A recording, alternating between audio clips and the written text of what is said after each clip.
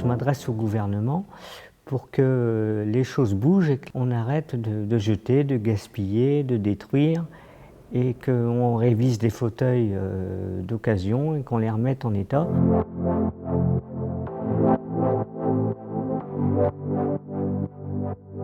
Philippe Robin, vous êtes directeur général d'Envie Autonomie. C'est une entreprise qui fait partie des entreprises pionnières de l'économie sociale et solidaire. Elle est spécialisée dans le reconditionnement du matériel médical. Vous faites partie des activités dites à impact. Qu'est-ce que c'est une activité à impact ? Envie Autonomie a plusieurs impacts. Le premier impact, il est économique. Envie Autonomie démontre que la sécurité sociale pourrait faire 30 à 40% d'économies grâce à l'économie circulaire du matériel médical. Il y a aussi également un impact social. L'objectif est de recruter des personnes qui sont en rupture avec le monde du travail, mais l'impact social, c'est aussi permettre à des personnes de s'équiper en matériel.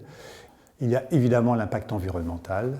L'économie circulaire est une économie d'avenir et notre planète a besoin de moins de déchets. Et aujourd'hui, on peut recycler le matériel médical et le remettre sur le marché en toute conformité et sécurité. Envie Autonomie va collecter le matériel médical, particulièrement les aides techniques qui ne sont plus utilisées dans les établissements ou chez les particuliers. Après un tri, on va en rénover entièrement une partie. Ça veut dire quoi? Ça veut dire évidemment les nettoyer, changer les pièces d'usure, mettre des pièces neuves quand c'est nécessaire, les réparer évidemment, les tester, et puis les aseptiser pour pouvoir les proposer à moins 70% que le marché. On a connu Envie Autonomie sur Internet parce qu'on avait besoin d'acheter un fauteuil pour Véronique, un fauteuil routier. Donc j'ai pris la décision de venir voir Envie Autonomie, on a fait des essais de fauteuils et on a choisi d'obtenir ce fauteuil parce qu'il répondait à ses attentes. Le matériel est remis en état, l'équipe est très professionnelle comparativement aux magasins qui cherchent à tout prix à vendre un fauteuil. Alors la question qui se pose aujourd'hui, c'est de réussir à changer d'échelle pour accélérer, renforcer la transition écologique et solidaire. Qu'est-ce que vous attendez du gouvernement, notamment de la loi contre le gaspillage et pour l'économie circulaire? Et est-ce que vous avez pu rencontrer les ministres concernés? Aujourd'hui, il y a deux enjeux. Il y a la loi sur l'économie circulaire qui arrive, portée par Brune Poirson, et puis il y a la loi de financement de la sécurité sociale. On a rencontré les deux ministères qui sont engagés à inscrire dans ces deux lois l'économie circulaire.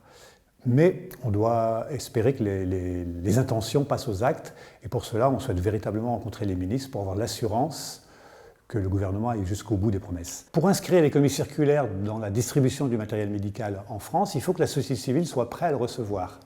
Une des premières étapes, c'est que le financement par la sécurité sociale soit possible.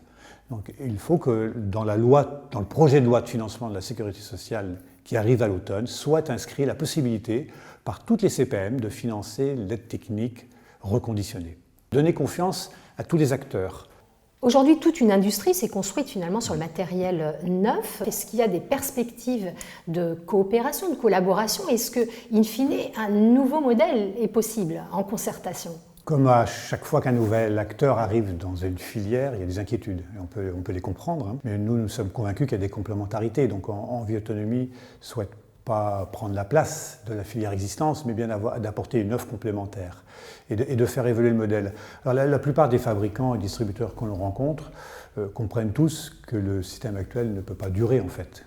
Ça veut dire quoi très concrètement? C'est-à-dire qu'on ne peut plus continuer à financer du matériel neuf sans s'occuper de son devenir et en même temps continuer à exclure des personnes ou à moins rembourser pour faute de budget.